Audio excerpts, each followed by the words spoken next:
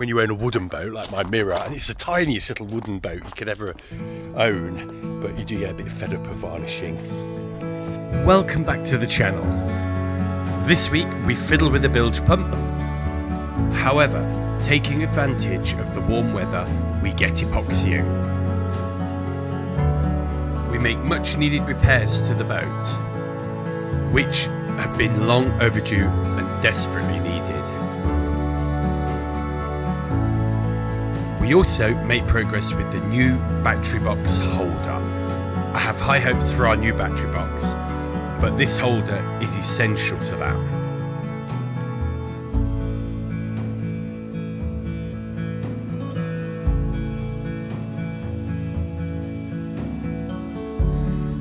I hope you enjoy the episode.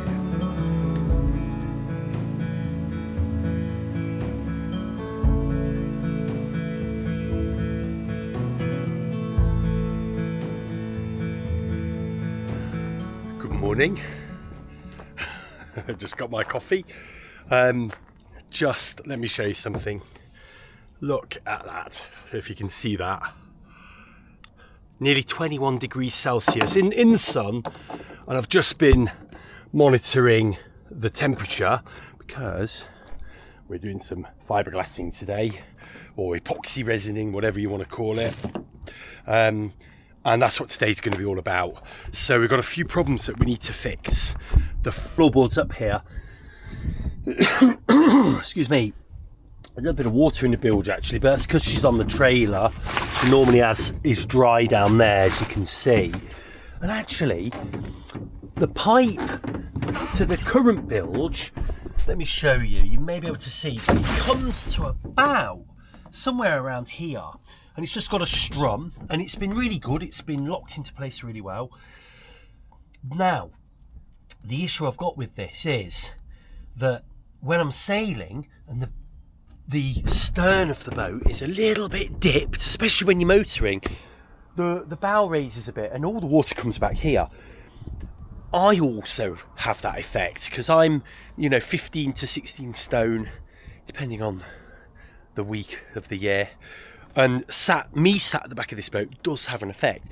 So I'm going to put this pump a little bit further back. And in fact, it's going to be nearer to where the spec, or the original spec is for the bilge pump. So I was hoping to put that somewhere around here. So we need a bulkhead to stick that to, or we're going to have to somehow get it to fit like that. Now, that's interesting, isn't it? So ideally, we want it like that, don't we? So the pipe could come through a hole here again, just like this one, well out the way. I mean, I like the idea of that, but we're going to have to stick it to the hull. Now, I think we could just fiberglass it, epoxy it to the hull, and see if it works, see if it sticks. If that doesn't work, we're going to have to stick some wood to the hull and then angle it so it will go down there. Because if you have the wood like that, it could be too high. If we have the wood angled down, we've got that effect at least.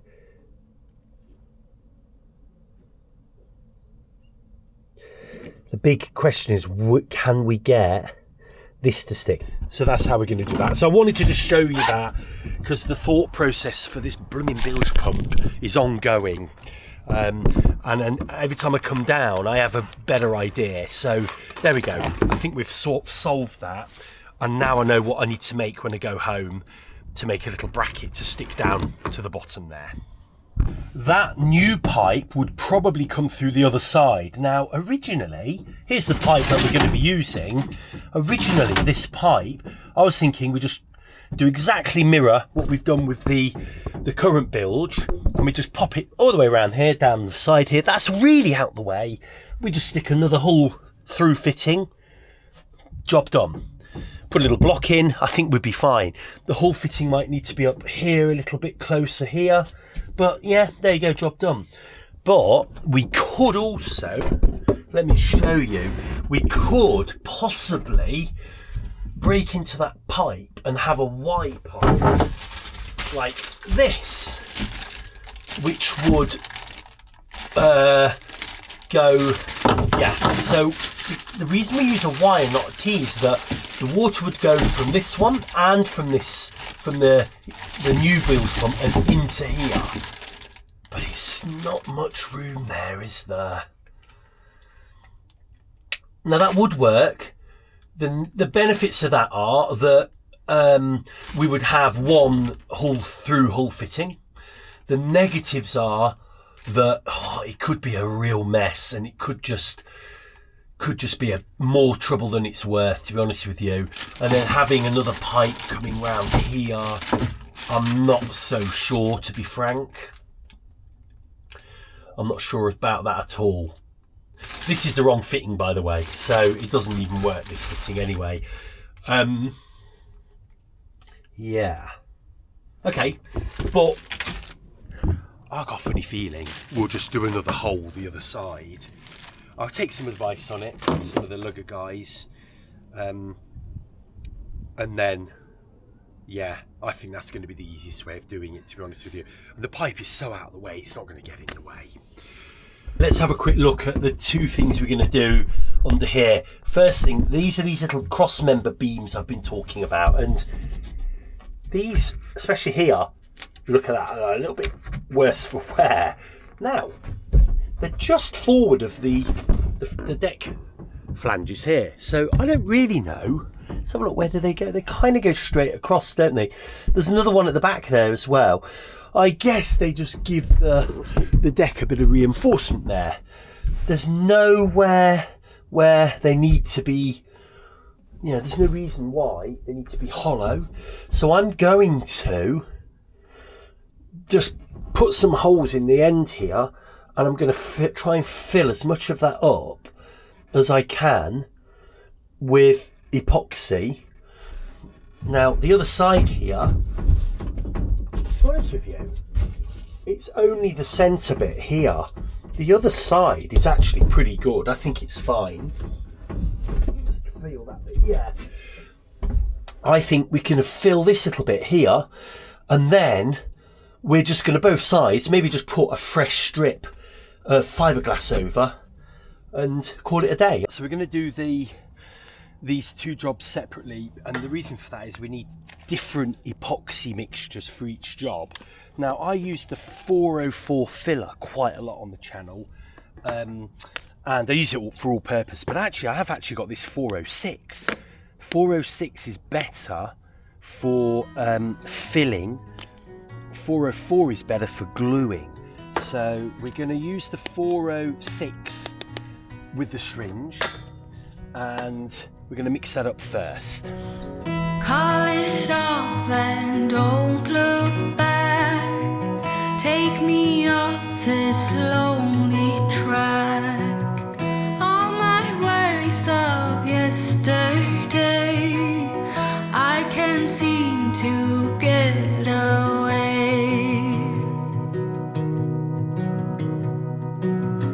We were golden, turning blue. I thought you could see it too. Through our hands it slipped away. We were never here to stay. We were so wild and free. We were just kids in love. I gave you the best of me, and all I was asking of you was to never break it.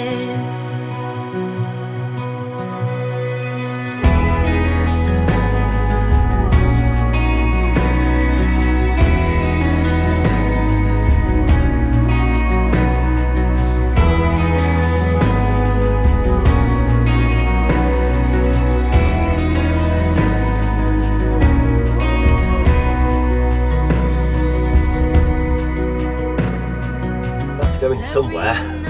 I spend with you, hoping you could feel it too.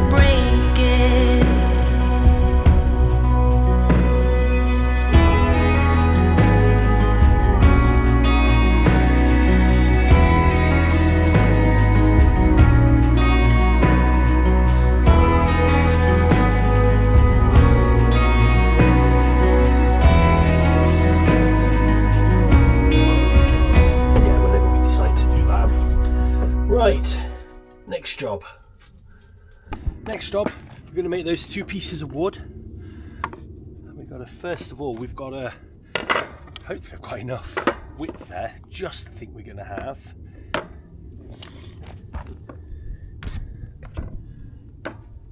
Wow, it's almost bang on.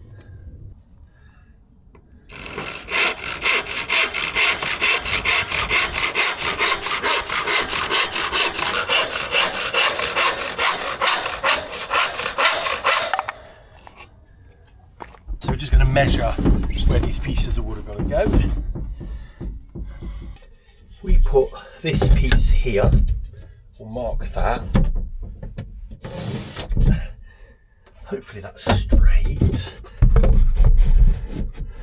That's it. And then we need to now just mark off the other piece of wood, the other side. So I'm going to have to get in for that. All I need is a line. That'll do for the back of the other one. Actually stay there. So that needs to go here. Now, that's okay. What's good about this is actually these screws here will have a little bit more to purchase into. So I'm quite chuffed at that. So we're going to have to undo these screws though before we stick things in. But actually we could screw those in. They might give us a little bit of extra purchase. But that's going to be fine. That's going to be great.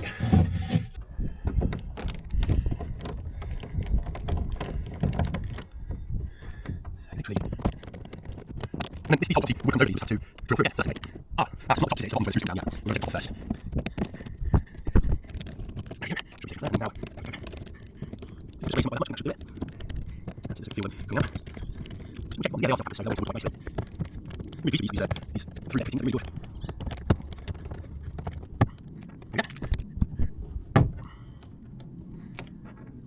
There we go.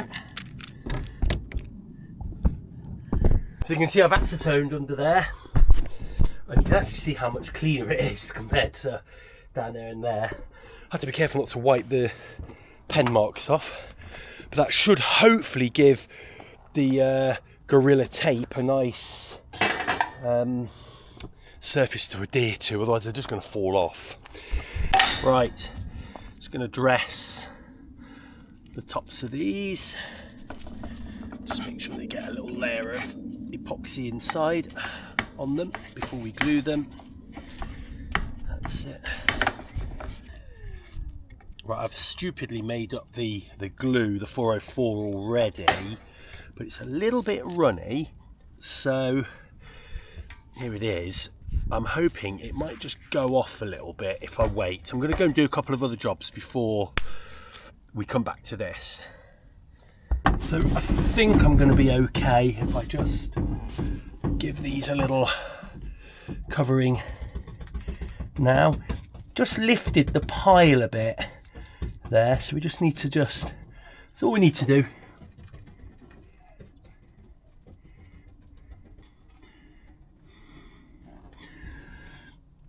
It's okay there. Right, next job.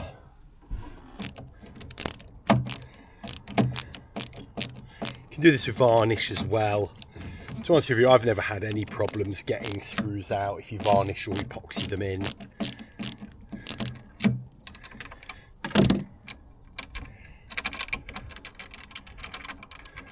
So they've got a little bit of a hole there. You can just sort of, that's what I do, just dip the screw in. Don't forget to pop it through and then do it up.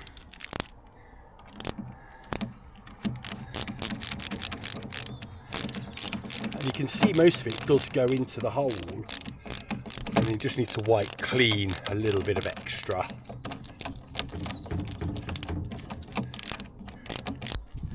And just make sure we give that a little clean, because the epoxy doesn't like the sun, so there's no point having it there. And also you don't want to get it in the screws themselves, in the screw head, otherwise you can't get the screwdriver back in. So there's a little bit on there. That's it. There, that's nice and secure now. So these are okay, but because I've got a bit of spare of this, I'm going to give them a very loose, light covering. And we do need to varnish these. I can't remember if we varnished these or not, which is not great, is it? But they do seem like they're kind of weathering a little bit, when you would hope they wouldn't. I think we'll bring the varnish down when we've done all the epoxying, and we'll do a whole varnishing job. But if you watch the channel, you probably know I hate varnishing. I really hate varnishing. When you own a wooden boat like my mirror, and it's the tiniest little wooden boat you could ever own, but you do get a bit fed up of varnishing. Just going to get rid of the excess off here. Oh yeah, there's loads of excess. I'll put way too much on here.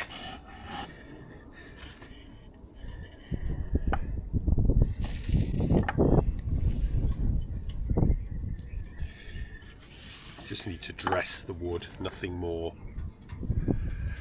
Same on this one.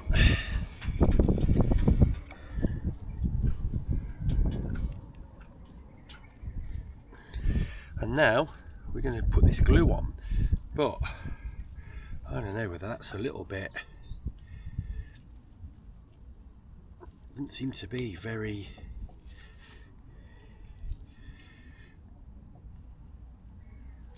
now I've only made enough for one side really, so I'm going to try and spread it out as evenly as I can.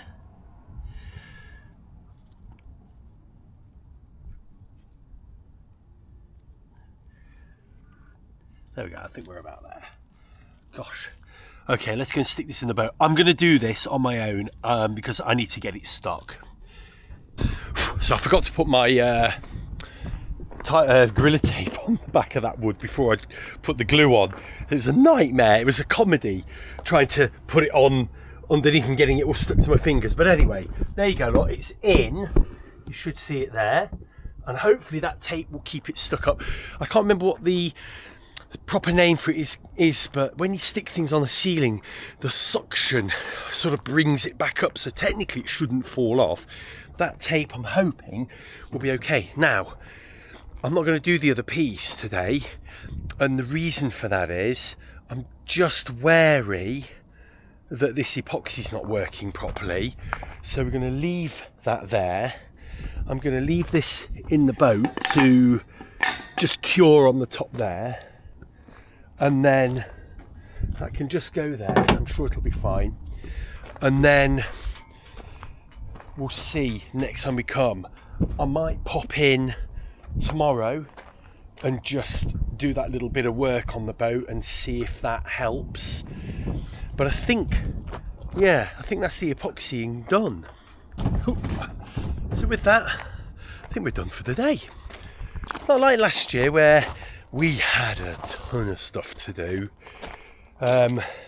This year we've got not much to do on the boat really, just bits and bobs, and then a couple of major projects I want to get done. But we're getting there, aren't we? It's right at the beginning of Feb. So we've got a month to get everything done that we need doing. I think we've got plenty of time. I'll probably be down here the early next week, so the next video should be within a week, and we'll crack on. We'll just keep going and get her ready for the sea and adventures next year. Thank you again for watching, and I shall see you in the next one.